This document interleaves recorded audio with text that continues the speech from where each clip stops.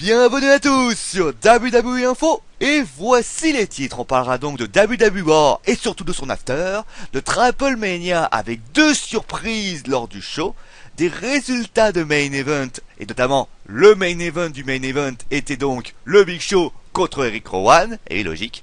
Et donc on parlera de Sting, viendra-t-il pas à la WWE. On commence donc par WWE où Ryback a tenu à remercier d'abord les fans de Las Vegas pour leur encouragement, et cela lui a fait chaud au cœur. Mais Raw a toujours un after, et durant cet after on a vu deux choses. On a vu d'abord Chris Jericho affronter Bray Wyatt, match victorieux de Y2J malgré les interventions d'Harper et de Rowan. Mais le gros événement de ce show de Raw a été le match d'une brutalité, le 4 Count Anywhere match entre Ambrose et Rollins.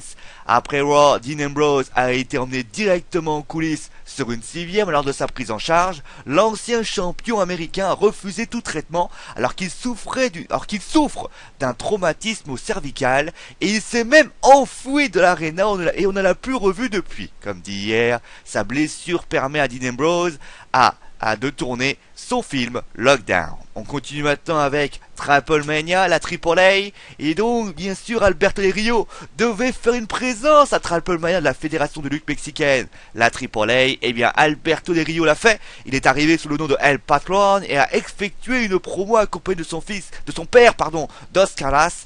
Et le luchador a fustigé la WWE en la qualifiant de fédération raciste, et il est donc parti pour son honneur et sa dignité. Le clan de Conan est venu alors l'attaquer et il s'en est débarrassé très rapidement. Mais il y a eu une autre surprise. Et oui, en plus d'Alberto Del Rio, je vous parlais d'hier également d'une rumeur sur une éventuelle arrivée de Rey Mysterio rapidement démentie. Finalement, elle pourrait être vraie, puisque vers la fin du show de Triple Mania, il est apparu sur Rey Mysterio est apparu sur une vidéo enregistrée où il a souhaité un bon anniversaire à la fédération, et il a dit qu'ils le verront bientôt.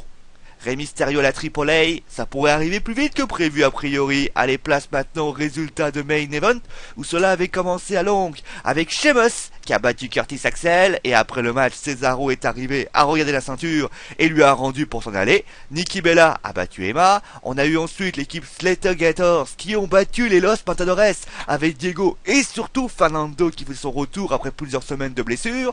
Après le match, El Torito a tenté d'aider ses amis, mais Slater l'en a empêché. Hornswoggle, habillé en mouton, vient alors aider son homologue animalier, mais à deux, il les ridiculise. Frustrés, Slater et O'Neil tenteront de se venger, mais trop tard, il n'y avait plus personne. Et enfin dans le main event, le Big Show a fait face à Eric Rowan, et victoire du Big Show, c'est un KO punch concluant le show.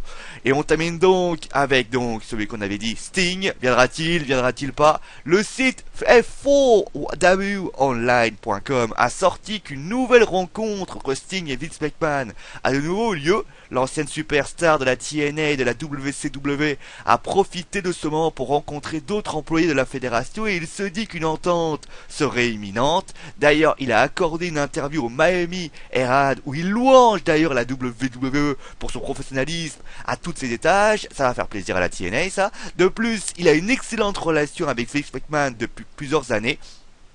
Et quand on lui demande quelle superstar l'épate, croyez-vous ou pas, il répond Bray Wyatt sans exister, car selon lui, il apporte un plus à la lutte professionnelle de par sa personnalité et par sa gimmick, et le compare même à Hulk Hogan et à Randy Savage. De plus, il ne déplairait pas Sting de l'affronter dans un match. En tout cas, que ça soit Chris Jericho ou Sting, Bray Wyatt à la cote en ce moment à la World Wrestling Entertainment. Bon allez, avant de terminer ce WWE Info, je vous annonce, c'est très intéressant, que le live débriefing du pay-per-view SummerSlam 2014 aura lieu donc le vendredi 22 août 2014 à 15h30 heure française. Donc je rappelle, le live du pay-per-view SummerSlam pour le débriefing, le bilan si vous voulez, on va donc débriefer, on va mettre des notes, on va essayer de savoir qui c'est le roi des pronostics, aura lieu le vendredi 22 août 2014 à 15h30. Bon allez, c'est la fin de WWE Info, on se retrouve donc demain